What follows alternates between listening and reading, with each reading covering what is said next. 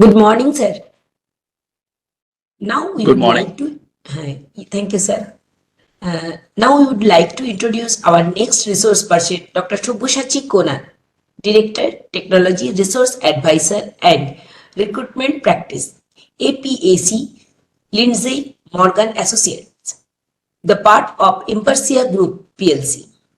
He holds the position of Director and Technology Resource Advisor and Recruitment Practice, APAC. He has completed his postgraduate in Human Resource Management from the University of Strathclyde, Glasgow, Scotland, UK, and also having an industrial experience of 11 years as well. We will now discuss about latest trends in data science and its real world application. We would hand over the session to Mr. Sabyasachi Konar. Please, sir. Thank you. Thank you for sweet introduction. And yeah, first of all, I would definitely like to thank you, Deepanjan, for inviting me. As said, I think this is the first time we are meeting after almost, I think, 12 years. Yes, sir. So thank you, Deep. And yes, so look, I think the topic is quite interesting, and that's why I was also very keen to be a part of it, because a lot of these things what we also do in the real world, and especially obviously the projects we are involved in. So and I thought like, okay, it would be great if you could just share my industry experience and how obviously because the data science is obviously a buzzword now, and how we are actually implementing some of the projects. And again, it is not a rocket science, but I think we have been using for some time now. But obviously, when cloud and all these things came in the post-pandemic period, I think cloud also became a buzzword, and everyone was like, oh, okay, if you're obviously in the industry side, then you will see like a lot of the cloud migration things been happening now. So similar like the data science, obviously we have been talking about like the generative AI, artificial intelligence, machine learning and all. So data science obviously holds a key position there, because everything in a regular way or on a daily basis, what we do is deal with the data. So I would definitely like to kickstart the session with, I would like to obviously keep it more interactive and engaging, so that nobody feels or nobody get bored. So in this forum, I would like to ask, it's obviously an open-ended thing. Anybody have any idea like why we have been talking about data science, or why there is a hype about data science? Any volunteer, any answer, I think is definitely welcome.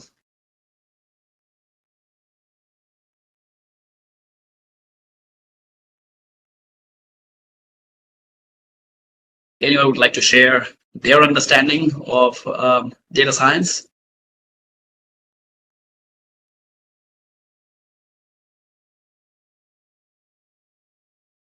Here. Yes, sir.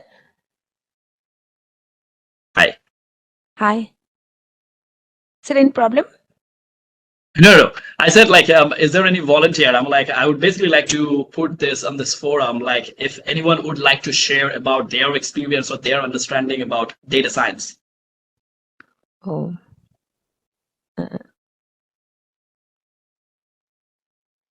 No? No, anyone No can. problem. Okay, so as said at the beginning, like data science, I think it's not that. So I would like to share a story. Like obviously we often talk about an MBA, right? But MBA is a degree now, and obviously universities and institutes and everywhere, the programs and all, they are making a lot of money. But before the inception of MBA, of course, like we had a world, we had obviously all these industries, management, everything was obviously or were managed properly. But similarly, I think data science is also the same thing. Like we have been dealing with data for a long time. But why we are saying, okay, we need to have a data science course, or we need to have something on the data science, because obviously it's a buzzword. And why it is becoming very crucial is, again, the modern day world, the way we are obviously trying to do things, and obviously bringing on a lot of creativity and making things easier for a human being. So again, in a nutshell, what is data science? Data science is obviously the process of getting useful insights from the raw data. It includes statistical analysis, data analysis, machine learning, data modeling, and data processing. Again, data science is also one of the domain or the study where the data is processed through advanced statistical and mathematical concepts using machine learning techniques to gather actionable insights to cater to problem statements or business problems. So again, data is nothing but just like the history, because what history tells you, obviously the information you get to make you or to have a better understanding about what happened in the past, and then that actually help you to make an informed decision what is you are going to do today or maybe what is going to happen in the future. So that is what it is. Now we can also have a look that where are the areas. I think we are talking about data science. Of course, I would like to have an objective of this session. Once the session is over, or when you are actually going out of the session, you can actually sit and think like, wow, this is exactly what is happening in the real world. And I will also share some of the key job opportunities in that field, because trust me, 10 years back, and nobody could believe like if you are doing that, then you can actually work in an industry and at that sort of position and earning a lot of money. So the whole game is evolving, and that's why I think we are really need to be up to the par and up to the speed so that we are not literally going behind the curve, rather to stay ahead of the curve. And that's why, again, like, why is data science? Why data science? A, that helps you in smart decisions. With data science, we can analyze data to make smart decisions in business, health, and many other areas.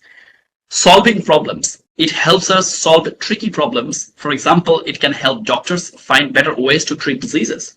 I will actually cover in detail all these topics later, but I'm just sharing just like, okay, why obviously we are talking data science, but what are the benefits of having data science or implementing data science in the actual world. Discovering patterns. Data science helps us find patterns in data that we might not see on our own. It's like finding hidden treasures. Discovering pattern here also, there are a lot of jobs. Some of the projects we have been a part of course, we call it a customer behavior analytics, a CBA. That is definitely going to be a very key trend now. And I will explain in detail like what that is and how data science is really fueling that sort of job profile. Now, saving time and money. By using data, we can save time and money. For businesses, this means more profit. Endless possibilities. Data science is a powerful tool with endless possibilities. It's like having a magic wand for understanding the world. Now, is real world applications. So again, I mean, we are obviously talking about data science and this hype, maybe over the past 3-4 years, but in the search engines, like since the inception of Google or Yahoo or Safari or Firefox, what we do there in any search engine, if you are looking for any sort of intel, any sort of information, the first thing what we do, okay, just Google it. Before Google, maybe we had some other platforms as well. Their job was obviously to gather data. And this is why data science is critical and its real world application. So do we have any idea like how Google collect all those data? Like when you put something, let's say you want to know about an astronaut, or let's say you just heard a name, maybe you haven't heard that name before. Maybe it could be an athlete, could be a design, could be a different form of jewelry, or maybe a different brand. But why and how Google is keeping those data and how they are collecting? Anybody have any idea?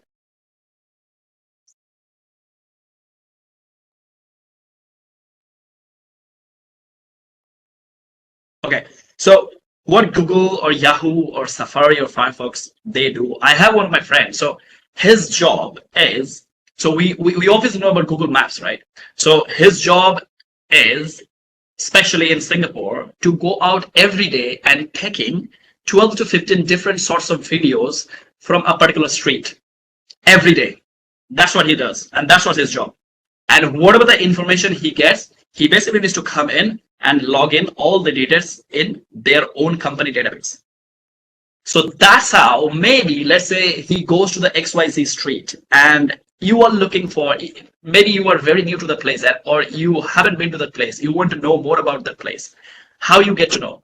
When you key in the search engine, let's say in Google, then obviously Google feeds you with that info, whatever the relative information they have in hand. So these guys, obviously that's their job to explore that particular area, go take photos, take videos, whatever the information they can see, maybe on the wall, maybe the shops, maybe the restaurants, maybe the malls, maybe the cars even standing, whatever the information they can get, they just come back and they just store all the data, so that whenever there is a prompt related to that particular area or that particular skill set, I would say, or that particular topic, then we normally get to see what is available in the market.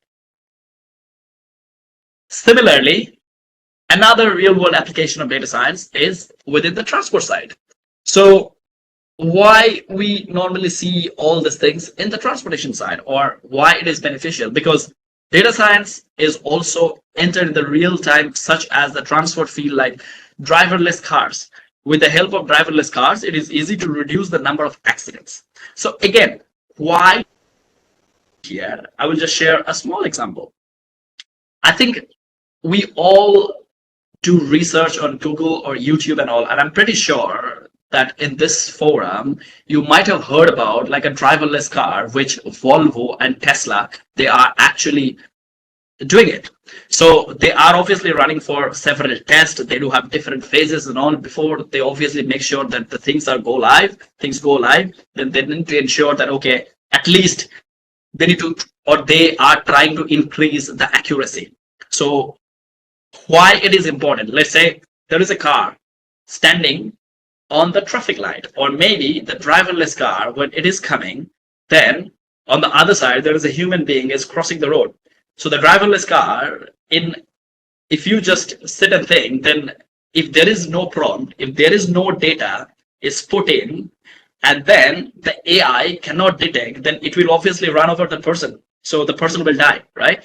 But because of AI, robots, whatever we say, they are feeding that robot, that AI with that particular data. Like, okay, when you are driving, then if there is something coming in front, then you need to brake. So that is data.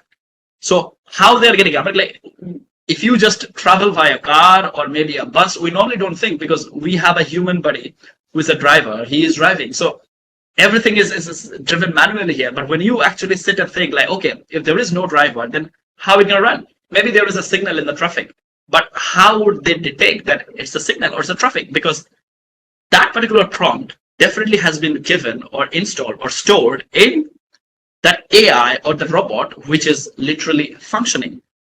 So that's why data is critical, because everything in our day-to-day life, whatever we observe, whatever we see, I think you can actually feel it. Like, okay, whatever we are seeing it, we are doing it, there must be a data which is behind and running, and that actually helping us to have a better decision or an informed decision, or even to provide a smooth customer experience. So similarly, if you are going to buy that car, then you obviously want, like, okay, it's an accident-free sort of thing. Of course, they cannot claim like it's 100%, but even if it is like 90% accuracy or accurate, or 95% accurate, means that they definitely gonna have all these sort of prompts.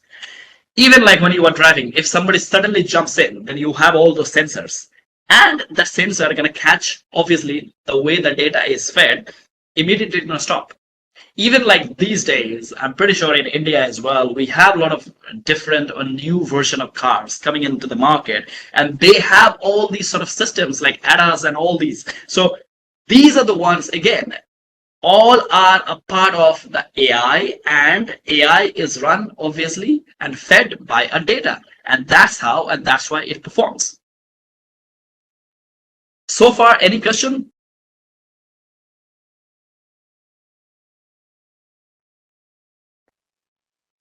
Anybody has any question? Please ask freely.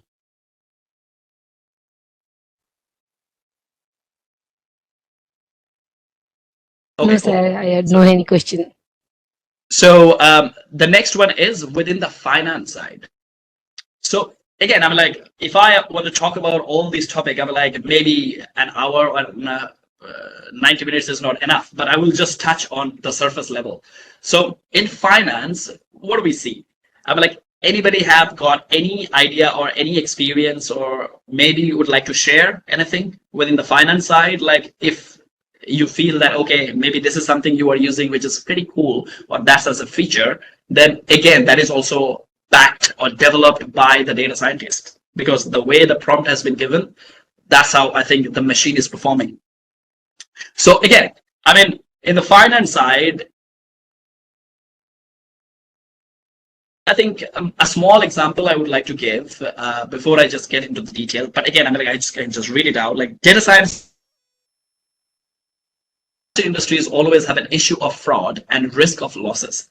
Thus, financial industries need to automate risk of loss analysis in order to carry out strategic decisions for the company. Also, financial industries uses data science analytics tools in order to predict the future. Now, I can share a few examples why and how it works. How many of us in this forum have got, maybe you don't need to share which bank and all these things, but how many of us got like EMI, which normally gets credited every month as an auto debit? We have people on this forum? Because the money is like, let's say maybe every month, 10th, the money auto deduct. It's automatically get deducted from your account. And every month, it may not be even EMI. Maybe you are investing through some stocks or somewhere, and then you have set a pattern, and then every month on that date, it normally gets deducted. I'm pretty sure we have, right? So that is data science, because that's what is basically fed into their machine and their system. Because once somebody, maybe a human, have put the data, like, okay, they have put in all the details, all the data, and now the machine is functioning like an auto. So they need not to sit and literally do things. Or even from your side, you need not to sit every day, 10th on the month, and then you need to log in all the details, all of your stuff, and then put like, okay, you have to pay. So that is data science again. So auto debit is definitely a form, or the data science is definitely behind it. And that's how the machine and all these things, it works. It may be, maybe for Deepanjan, if it is for every month on the 10th, maybe for me, the way I have put in, or the data has been stored or put in, that I have signed it every day, the money gonna be deducted from my account on the 8th. So it's kind of like a repetitive thing. So what eventually we are seeing and getting at the end, it's saving time, it's saving money, obviously, and eventually it saves cost for the organization. That there is, or if we do not have or didn't have that function, then we obviously had to employ a person who would do everything every month manually. It's just that it's done once, and then it's kind of like an autopilot mode. Another thing, I don't know if we have anybody outside of India or other areas. There is, in the finance side, I'm pretty sure a lot of us, I think we do invest in stocks or through stocks. We have, right? Maybe through different applications and all. I'm pretty sure we have. So when we do that, we have to manually check each and every stock's performance. Based on that, you decide when you want to buy, when you want to sell it. I'm talking about stock market. So you do things manually. Even let's say in Zerodha, I mean, like in India, I have heard like Zerodha is quite popular. So even if you do there, you have to do it manually. You have to manually purchase a stock order. Then whenever you want to sell it, you have to do it again, manually. But let's say there is an app called Q.ai. It's widely popular in the US as well. You know what that app does? And again, it's like the cool feature. It's basically like their AI, artificial intelligence powered portfolio. And that's basically their investment kits. They do have a very unique hedging process or product called portfolio protection, where they use all these sort of like trend artificial intelligence to protect a gain and a loss. How they do it? Let's say, hypothetical example, you have 50,000. You know what you just need to do? You just need to go to Q.ai in that app, and you just pay that amount, and you just need to be realistic because they do have different levels. Like, okay, if you're looking for that much of a return, let's say maybe I'm aggressive. I want 20% return. Maybe where Deepanjan, he wants to play a bit safer. He wants a steady 10% return, maybe for the next 5 years. This app, they do all these things with their AI, with their technology. How they can do it? Because the data is fed. So they only do invest on those particular stocks which gonna guarantee you some sort of return, and even they can automatically switch by that or by themselves, you even going in, logging in, checking in there without your involvement. Let's say you have invested somewhere maybe 10,000, and they can predict that, okay, this stock may go down, or the moment, let's say it went down and maybe the current price of the stock is 8,000, they're going to reinvest on another portfolio where you do not incur any loss, rather you make up, and they try to make up for that loss for you. So that end of the day, let's say if you are still looking for a 10% return, end of the year, you will see that you have a steady return. So again here, why it is so critical and game changing there is, let's say you are extremely busy, you don't have time to do things manually by yourself. You just set the return and they're going to give it to you. So you just put the money in and you're going to get the return. So it will save your time and your efficiency as well. And obviously you can see the result in the financial gain wise. So that is why data science is so critical, and why and how the AI is trained, because the AI is fed with a lot of these data, permutation combinations they have done, and whatever the statistics are there, the mathematics there behind to calculate the risk and all these things, it's done there. So that's why it's very, very, very critical. Even in the banks, like we do work on numerous projects where there is a lot they do and invest on the data side, because whatever they are trying to do, even they want to understand a pattern of a customer. Let's say the bank gets a customer who takes a loan every 2 years or 3 years, but he repays as well in another tenure. So the bank has the data. I'm pretty sure Deepanjan can definitely relate to that story because he had that experience in the past. And if there is a trend for a particular customer or a client, let's say from the bank standpoint, then you know what AI does, or maybe the data can tell that, okay, you know what, this guy have already taken loans 3 times and already repaid. So the data on the system now going to come up and show like, okay, obviously it builds the credit report, the credit history. Definitely that's helpful. And it will also tell the bank like, okay, whether this customer to provide another loan would be safe or not. So it helps you in decision making as well.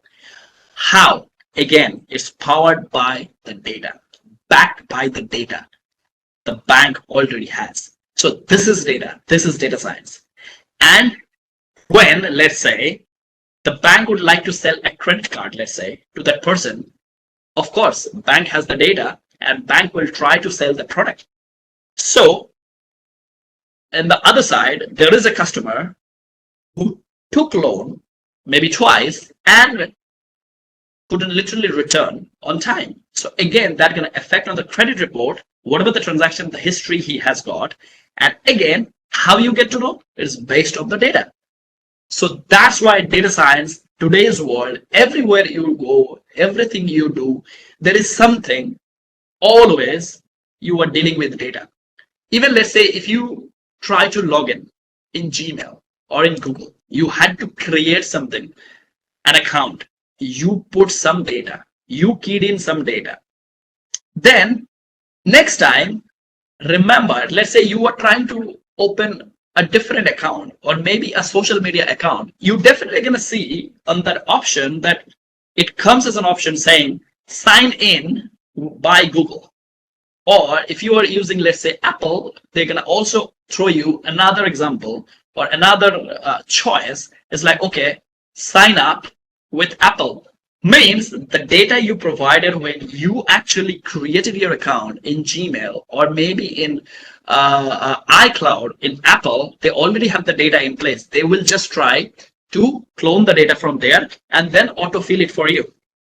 So again, it is saving your time and data and the science behind that. So that's why, and that's how, again, I'm saying today's world, everything you do, you see there is a data. And I will obviously cover another interesting topic as well. But let's talk about the e-commerce side, like how and why e-commerce giants like Amazon, Flipkart, and all uses data science to make a better user experience with their personalized recommendation. Again, I think briefly mentioned in the beginning that a lot of these companies are hiring or they do have specialists. Their job is just to analyze customer behavior or the pattern. So again, let's say you are very much into electronics or appliances. That's your interest. Like every time you just go to Amazon or Flipkart, you just check out like, okay, maybe aircon or maybe other electronic appliances, maybe washing machines and fridges and all those things, right?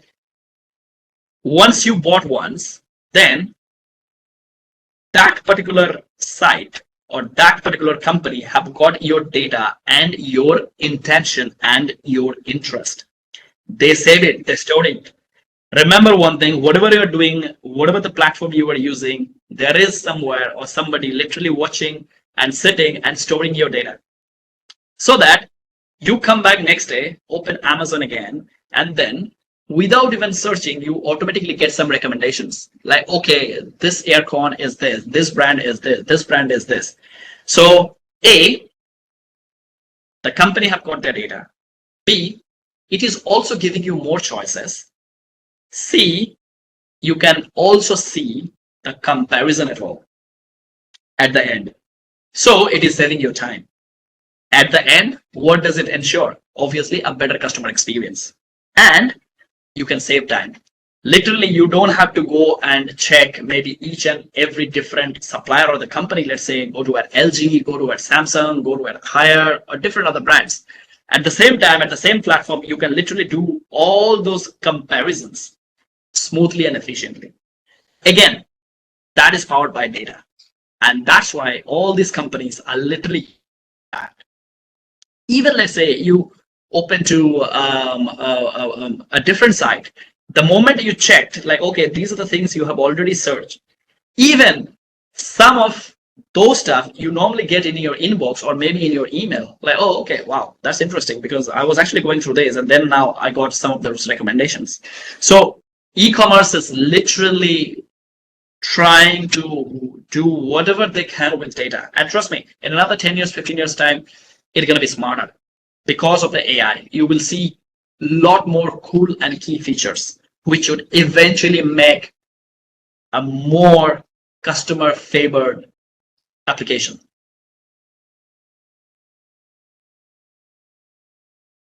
In healthcare, again, it's like a massive industry. Everything is based on data. You can literally see I have highlighted all these key things like detecting tumor, drug discoveries, medical image analysis, virtual medical bots, genetics and genomics, predictive modeling for diagnosis, etc.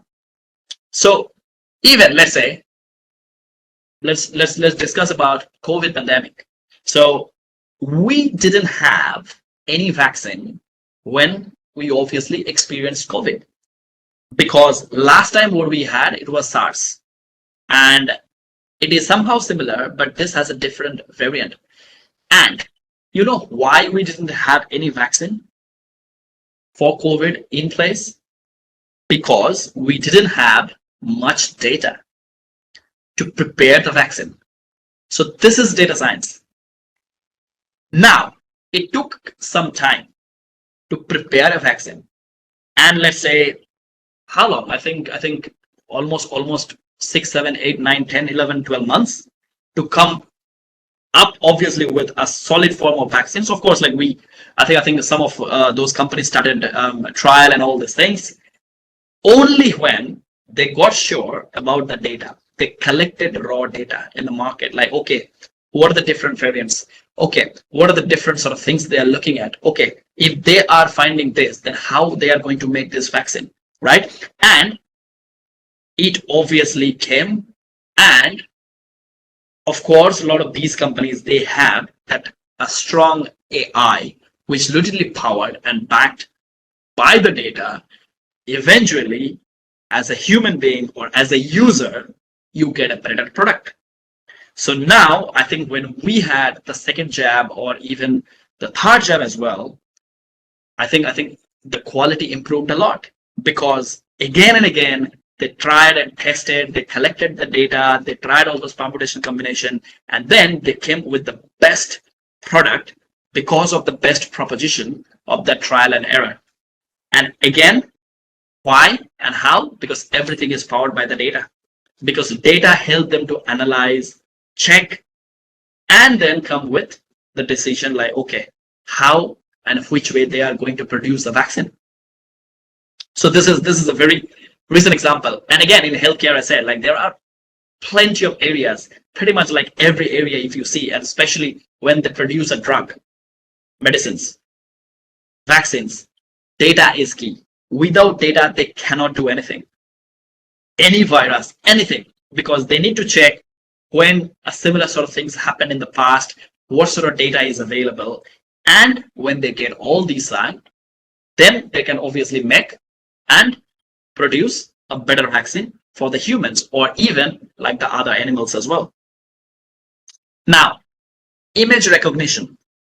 I was actually having a chat with Deepanjan earlier, because I will tell you, I'm pretty sure you have experienced that as well, but I will tell you also one of the cool or key features our in-house developers, they have actually built and did it for our company. So data science is also used in image recognition. For example, when we upload our image with our friend on Facebook, Facebook gives suggestion tagging who is in the picture. That is just one of the features, right? Even now the smartphones, you can literally, you don't need to put in the manual passwords. You can just scan your image and then you can automatically unlock it. Similarly, even with the banks, go to any defense sector, government sector, any private or public sector. This is holding a very key thing. If you go to China, trust me, you will be amazed to see their AI and their image recognition features pretty much everywhere you would see.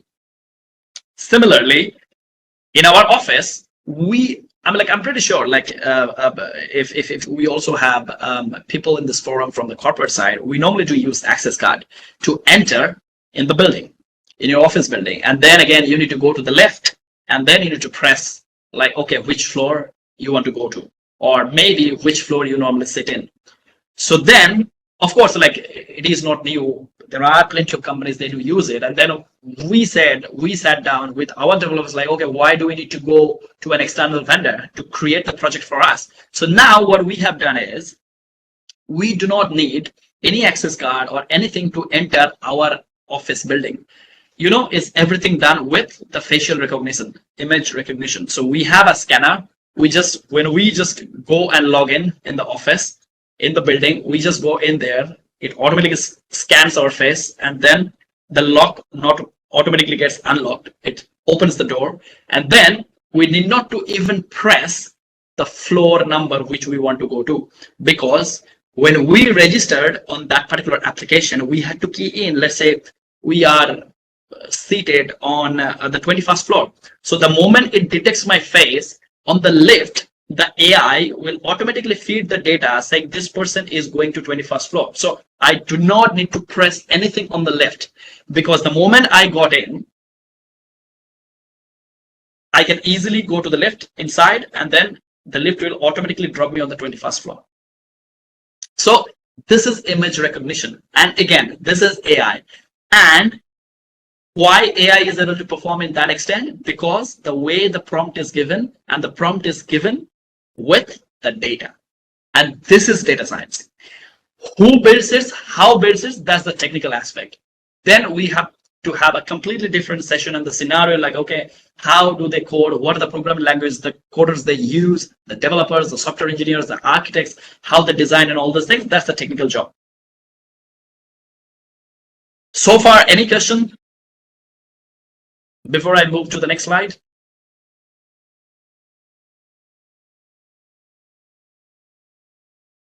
No? All good. Cool. Now again, the target recommendation. This is the thing I was telling. So target recommendation, definitely I have briefed a bit, which is nothing but like your customer behavioral analytics, CBA. So the way the system, the AI, it picks it up is like they actually study the history, like your history, when you actually open your phone, what you serve, what do you search.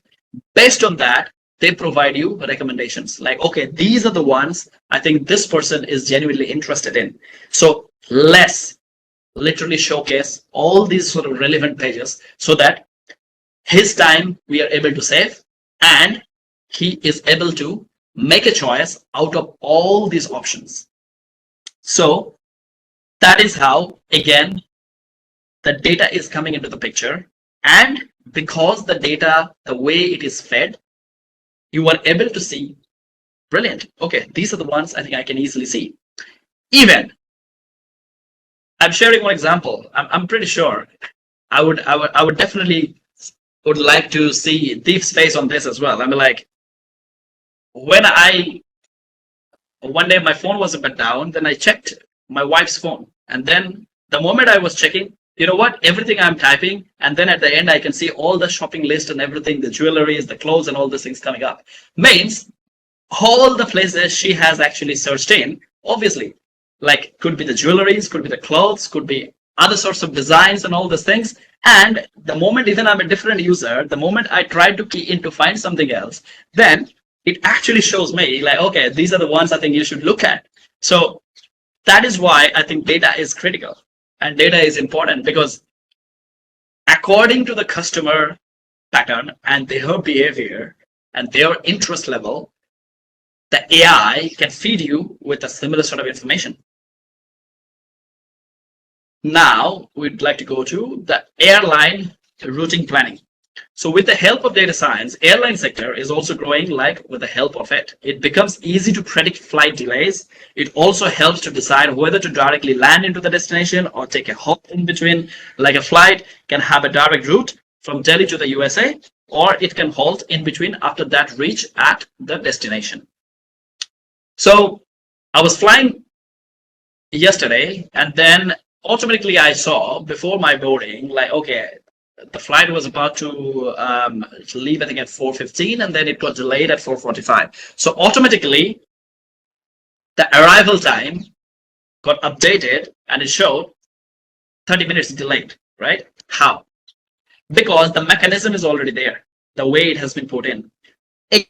It's just a very small example, but again, I'm like, if you just sit and think like, oh, wow, everything what we do, what we see, there is something, there is an AI who is performing it based on the data is given. So the moment, obviously the journey time, let's say 3 hours. If the flight gets delayed for 30 minutes, automatically the statistics or the mathematical calculation is the arrival time would also be 30 minutes late. So again, it looks very simple, but when you see that it is backed by data. So this is just one example. In the airline aviation industry, the sector, even as you know, like there is an autopilot mode and all the things, how they run. Because these days you will see normally the pilots, they can literally choose to put is an autopilot mode where they can just sleep. I'm pretty sure you heard some of the news even in the flight, like, oh, pilot got, I think, suspended, blah, blah, all these things because he was sleeping and the flight already landed. How? Everything is powered and backed by AI and the data. So how the flight would know which speed it needs to go, and before it lands, obviously they need to reduce the speed, and there is a calculation, there is a mathematics behind it, and that mathematics obviously comes with a lot of statistics which are fed again as a form of data which are stored in that application, and that's how the flight is operating. And at some point it knew that, okay, now I think I need to reduce my speed because I'm landing. When it lands, obviously there are different functions you need to perform, which again, if you turn on the autopilot mode, all these things will be done automatically. Again, how? Because the data is in that fashion that, okay, if you come to point A, you need to function B, C, and D. Similar to that, in the overall aviation industry as well, is the huge stuff, huge implications and applications of data. I do have a couple of my colleagues, they work in the aviation industry, and they were telling me like that is the industry, and also especially in India, like it's going to boom in a massive scale. And trust me, there will be a huge demand of the data scientists and some of the techies as well to come and work there, because the way they are trying to do all these sort of things for the customers to make sure that they are providing a quality customer service.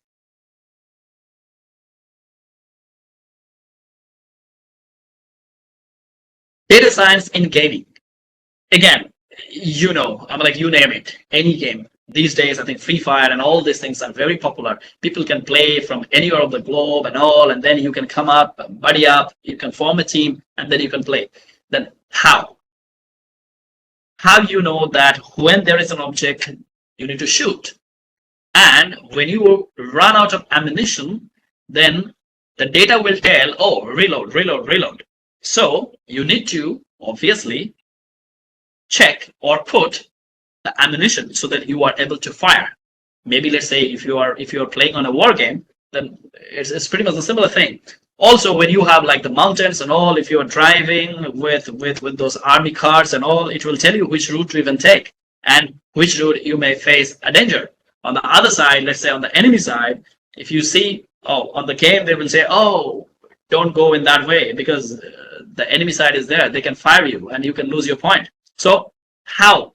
Everything is powered by the data, because the way it has been structured, it has been made, there is a statistics, there is a data behind it, and that's why it is able to perform in that sort of efficiency. Next, again, I think I have already shared that medicine and drug development side. So we obviously talked about how it is helping in the health side. Now, obviously, again, I said, like to produce a medicine, you need a lot of data. For a drug, again, it's basically the same thing. So you need a lot of data. You can see like, okay, how the customer, sorry, not the customer, how the patients reacted, whether that sort of dose is good enough or not, can survive, or maybe too low. All these sort of data, somewhere it is stored. And because of that, you are able to see that, okay, now based on the studies, based on the research, on the ground data, the information, what we have, I think this is the conclusion. And this is, I think, how we need to make. And this is the course of action. In delivery, logistics. So a lot of these companies like DHL, FedEx, and even like the other companies as well, like they do use of data science that literally helps all these companies to find the best route for the shipment of their products. the best time suited for delivery, the best mode of transport to reach the destination, etc. It's just not only that. Even let's say like you are ordering via Swiggy in India, right? The food, it will automatically tell you if there is a rain that, okay, this is your estimated time of delivery, because if it rains, if you are ordering during the peak hours, the data, the way it is backed and powered, it will automatically tell you, the prompt will come. It's like, hey, you know what? The normal delivery time is 40 to 45 minutes. Because of the peak hour, or maybe it's raining now, it's actually 1.5 hours. So what does it suggest? Because of the data they have already in the background, in the system, they can literally tell you, like, in this sort of circumstances, scenarios, you can expect this sort of result. So it is actually helping you some way. Even on the delivery direction as well. I mean, like, they have obviously mentioned it, but again, I'm like, it will actually tell you like which way to actually go. So it's just not be like a Google Maps, because all these companies, logistics companies, they also have their own navigating system. They can tell you like, okay, you know what, for this, even let's say for a courier, when you order something, you wait for a shipment, then they actually keep you posted on the tracking, right? Like what sort of stage they are in, whether they are already out for delivery, maybe you just purchased the order, it's already in the transit, blah blah, all these things. So how are they able to perform in that way? Because every time you do this, they put some data, and the data reflects as what you see as a visual. So again, in that particular industry as well, data science is a key thing for them. Without data, they won't be able to perform to that level to provide a customer satisfaction. Autocomplete, I think this is also a briefly touched. So again, I'm like, if you are doing something, maybe on an application or a different app you just installed, you just have to manually key in again. Rather, I think they're gonna automatically get some recommendation like, okay, you want to use maybe your Gmail login, or maybe your Apple login, iCloud, whatever, and then automatically you get logged in. So it saves your time, and because they have already saved the data, they can easily perform it. But the only thing I would request, I'm like, when you are doing it or saving it, if you are doing any financial transactions, do not save the password. That's it. If your computer is not strong enough with those securities, then easily your account can be hacked. Cool.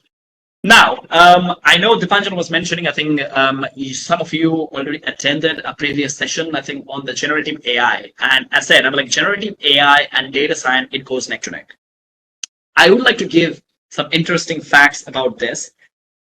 I don't know how many of you have heard about a term called prompt engineer. So I'm pretty sure, I'm like, in this forum, I believe a lot of you are a researcher, doing research on the data science, or may have some experiences that. But the reason why I want to highlight this, because I believe there is a big future in it, and you will see a lot of prompt engineering jobs coming up.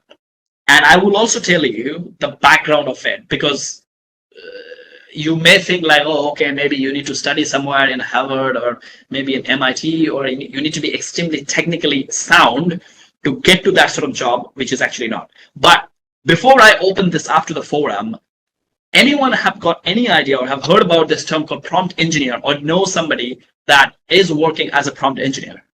Anyone?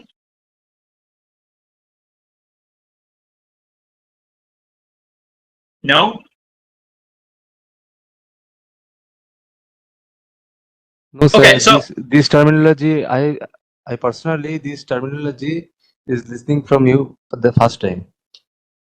okay, so again, whatever I have discussed so far, explained so far, how we see those data, the result actually we want to see maybe on our app, on the phone, on the screen. Who does it? Because there is somebody who needs to write those prompts. Of course, the coding part is different. The tech is completely different, but there is somebody who needs to obviously have to have a thought that like the machine perform in a human way. So the prompt engineers obviously is now considered as one of the hottest tech jobs. It's obviously tagged as a tech job, and I will tell you it's still why not.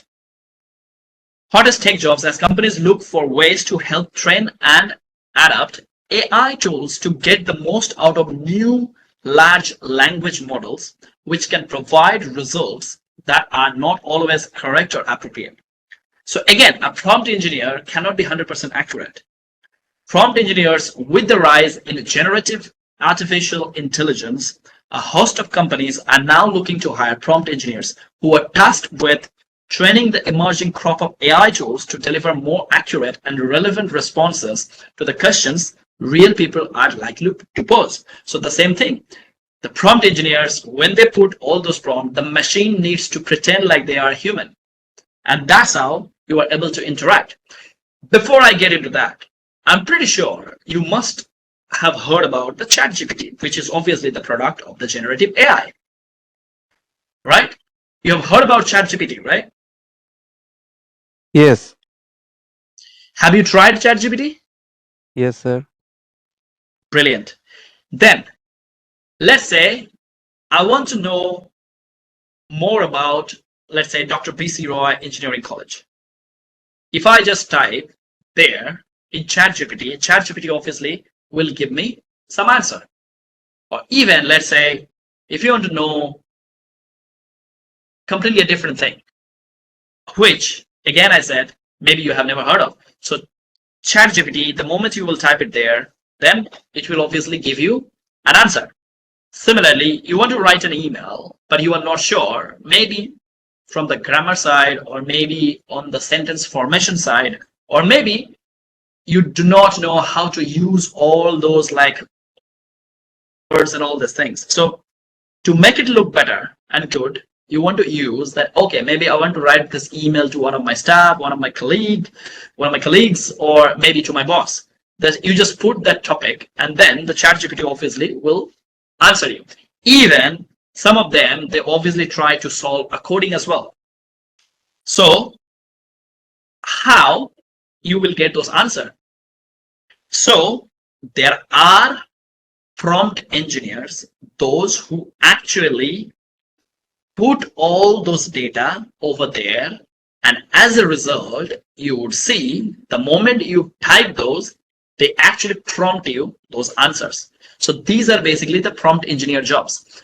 And go ahead and Google it, the name I'm going to share, because I can obviously share that as a public, because she is available on the public forum and the domain, and obviously she made it in the news. And if you are on LinkedIn, also feel free to check out her name. It's called Anna Bernstein. She is a 29-year-old prompt engineer at generative AI firm called Copy.ai in New York. Is one of the few people already working in this field. And again, as I said, like the prompt engineer job is pretty lucrative and it's pretty new. Her role involves writing text-based prompts that she feeds into the backend of AI tools so they can do things such as generate a blog post or sales email with the proper tone and accurate information. She doesn't need to write any technical code to do this. Instead, she types instructions to the AI model to help refine responses. In an interview to Business Insider, she said, "But to have a humanities background in this field seems to me like a trump, especially since part of the point of developing AI is to imitate human thought." So, again, I'm like, she hasn't studied IT, trust me. Just studied humanities. Means her EQ, of course, along with the IQ, is very good, so that she has that empathy and sympathy. So she can understand, like, okay, which tone, when, how she wants to use, and she can use. The more I think you are interact with people, you will have a better understanding about what sort of situation, in what scenario people do react and people do behave. Based on that, I think if your understanding is correct, you will be able to write an accurate prompt or those stuff which can come in your generative AI side. And when somebody obviously going to use ChatGPT, or let's say there is another thing called Claude.ai, which is a tough competitor of ChatGPT. I don't know whether you've heard of that or not. So you can definitely Google that as well, or maybe if you have tried ChatGPT, you must also try. I think it's called Claude.ai, CLAUDE.ai. I think you may get a better response there. So when you do that, you can tell me that their prompts are better. So it really depends on having quality prompt engineers so that they can perform with the form of a great rate of or higher accuracy. Again, there is the Andrej Karpathy, which is Tesla's former chief of AI, wrote to Twitter that tech entrepreneurs who champion the power of artificial intelligence believe prompt engineering has the chance to take off and shape the future of automation industry. He further added, saying that the hottest new programming language is English, because you believe it or not, we obviously talk about our regional language. Every country, they do obviously talk about a lot, but the international language is obviously English, and people obviously do try it out. And when they are not sure, like, okay, maybe I'm not sure about this answer and all this thing, they obviously try to do it on English, and maybe they want to prepare something in English. So when they are going to do it, they're obviously going to English. And if your English understanding is better and accurate, and you will be able to write those prompts accurately. Guess what? Anthropic, a Google-backed AI startup, advertising salaries up to $375,000 USD a year, that is a base salary for a prompt engineer and a librarian in San Francisco.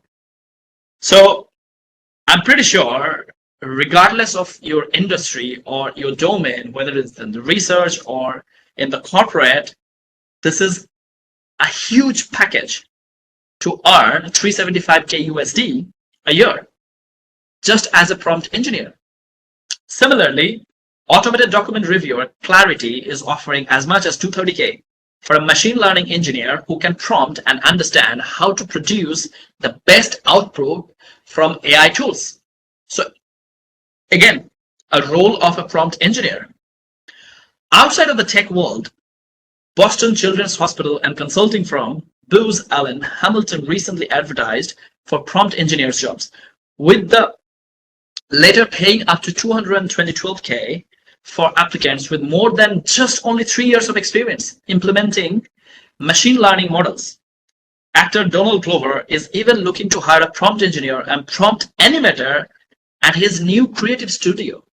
So I don't know, before this session, how many of you actually thought about all these sort of things? See, even in the television, in Bollywood, Hollywood, all these industries, in another 10-15 years, you will see there are a lot of prompt engineers. They are working there. In the hospitals, in the defense sector, I literally forgot to highlight the defense sector. I'm pretty sure we all have been hearing about the drone technologies these days, right? Or unmanned aerial vehicle, right? What do? There is no human being. If there is a task they need to perform, let's say they need to get some image, they need to, where maybe human cannot enter. What are they doing? They're just going in there and taking all the details, the necessary stuff, and they are feeding to the engineers or maybe the defense personnel. And based on the data they are putting in the system, and maybe the defense equipments or maybe some of the ammunition and all these things, they are going to build it. How the drone is run? Again, it's based on AI and your data, because he doesn't know. The data we have already in place, it is actually helping and fueling the drone to fly. So you will see more and more we see the generative AI, it's coming more into the practice, more into the reality. There is a high demand of these prompt engineers, even in India as well. In Singapore, I'm pretty sure you know NUS, which is, I think, a leading universities in Asia, which is like National University of Singapore. They have recently posted two prompt engineers. You know why? Because they do have a very big research team out there, and they want to try and test it out. And some of the companies obviously are backing them so that they can actually see and try, and then based on their success rate and the accuracy, they're going to implement in their own company.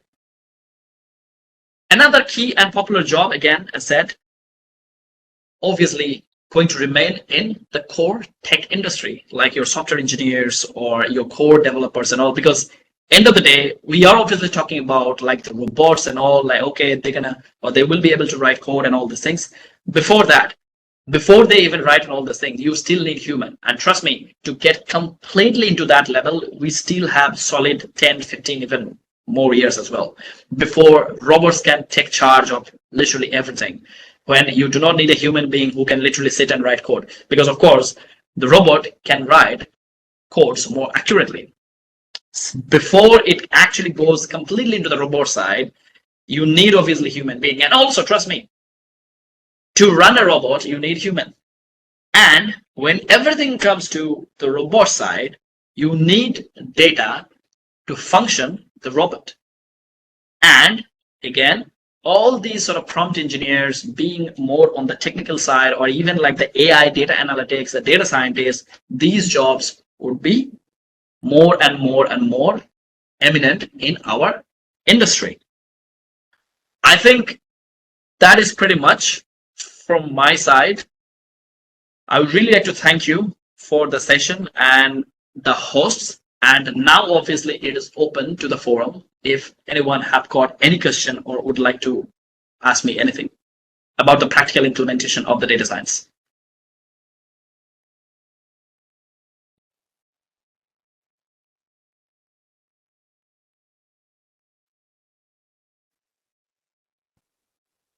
Anyone from?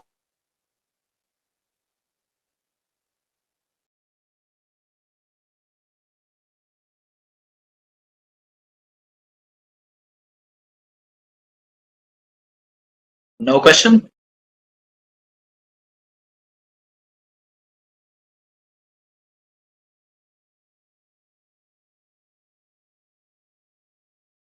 Okay, Deepanjan, if there is no question, I think I am all good at my side, unless you have anything else to add up.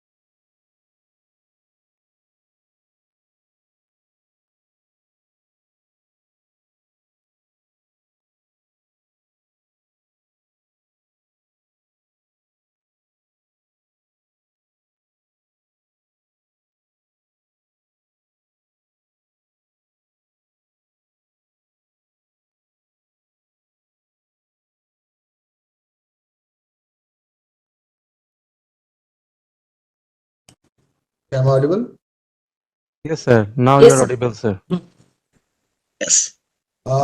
Thank you, sir. Thank you for this nice session.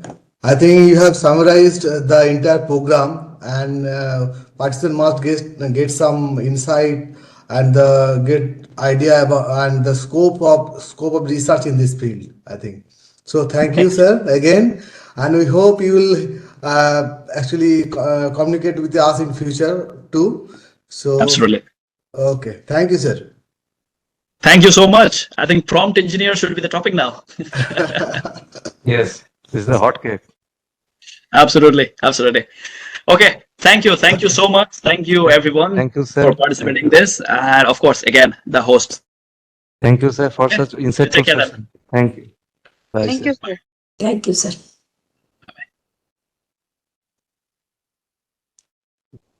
Thank you, sir, for the wonderful session. Now we have the time to take a lunch break. So we come back at the 2:30 p.m.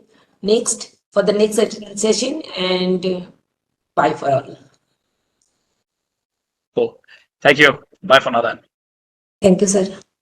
Bye.